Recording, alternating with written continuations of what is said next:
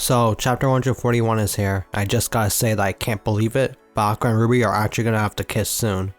Most likely next chapter.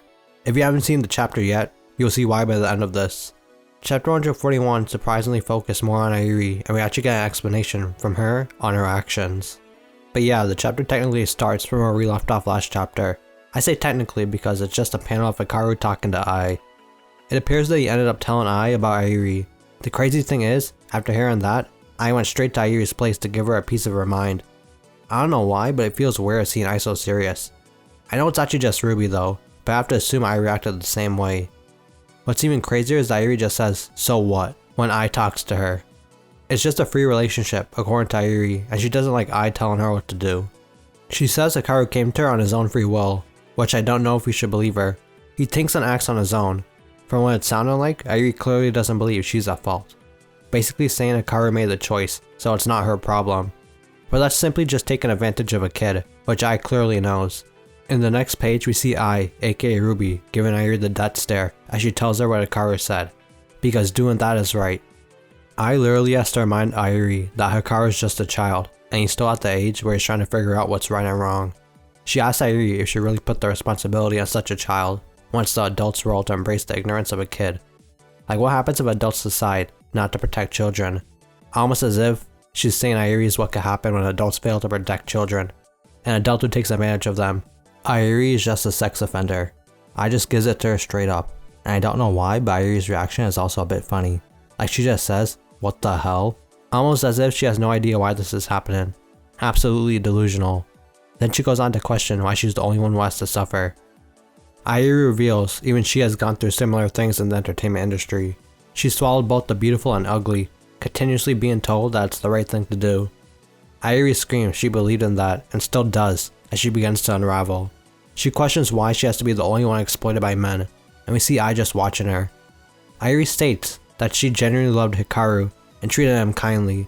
If anything, she treated him 100 times better than she was treated in her past. That's a wild and sad thing to say. Like, it's horrible that Airi had to go through all of that as well, but treating Hikaru better doesn't change the fact what she's doing is completely wrong. Unfortunately, like Memcho states, it's just a chain of negativity, which Airi fell into and passed on to Hikaru. But still, it's completely unacceptable to harm a child like that, the way Airi did. It should never happen, Akane states. Miyako then begins to explain that in cases involving sexual issues, victims often end up becoming perpetrators themselves, with many of them believing that the dignity taken through sex must be reclaimed through sex. In the end, as Miyako puts it, the entertainment industry is inseparable from those types of stories. In the late Showa period, the entertainment world and the underworld were deeply connected. A popular actress could have been the lover of a gang leader. That actually makes me think about what if this was set in the Showa period. Instead of acting, Aqua would join a gang and increase its power to find his father. That'd be crazy. It was sort of similar 20 years ago though, back when Airi was still active in the industry. Young talents who were clueless about drinking with influential people would be invited. They'd shamelessly serve minors alcohol. Many agencies would engage in solicitation, use a woman. Miyako herself has heard stories of how chaotic it was back then. Unfortunately, those agencies have decreased. Now you see Akane respond somewhat sarcastically saying, yeah, if a producer contacts her, she actually rush over even if it's late at night. Just playing hostess with an old man is enough. Obviously Akane wouldn't do that, but it's an example showing how it works in today's day and age. Her performance even has Memcho questioning if things have actually improved. Miyako just says that now, people from the old era are just doing the same things for the next generation, with powerful men gathering young women. Individuals are now doing what agencies used to do, basically placing clueless young women next to influential men. It's what's considered right in the industry. Back in Miyako's prime, she was often invited to these drinking parties, which she didn't understand. We saw this in her backstory when she came to Tokyo and interacted with influential people before introducing younger women into the scene as she got older. It's a similar cycle. Back then, sexual harassment and body touches were commonplace. Of course, Miyako didn't take any of that, as you see when some guy tried to kiss her. However, some girls did feel anxious they'd lose their jobs if they refused. There were some who stuck with it though, trying to satisfy men's desires to the max. Miyako believes the more earnest girls were the ones who got taken advantage of the most. Obviously, treating young women like hostesses, making them pour drinks for bosses, is not just limited to the entertainment industry.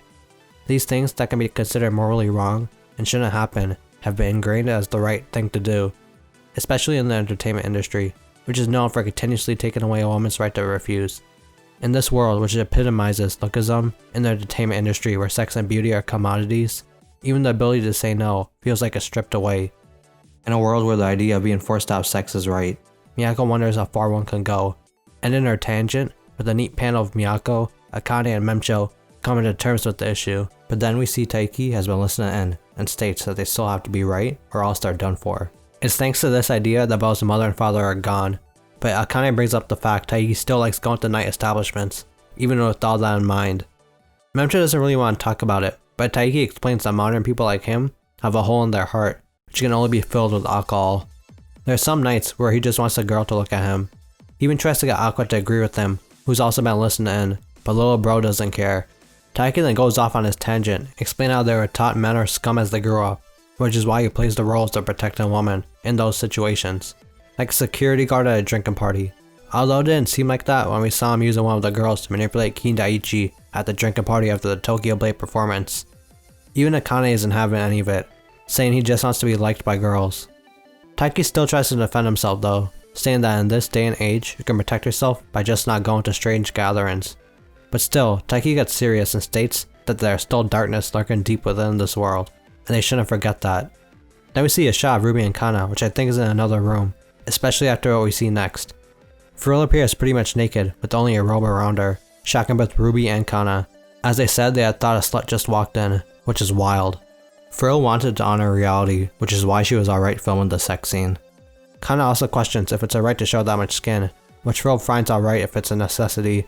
She wants to focus more on acting in the future too, as she was thinking of doing it when she became an adult. She can do anything for the sake of acting. We then see Ruby in the corner still blushing, and she says that Frill is really giving it her all. Hearing that, Frill asks if Ruby is doing the same.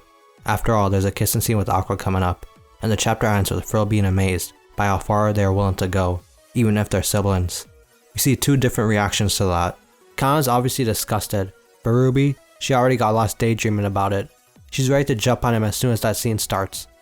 Aqua x Ruby shippers, stand proud. Your time has come. It might be as soon as next week, since there's not going to be a break. But yeah, this chapter was pretty interesting from start to finish.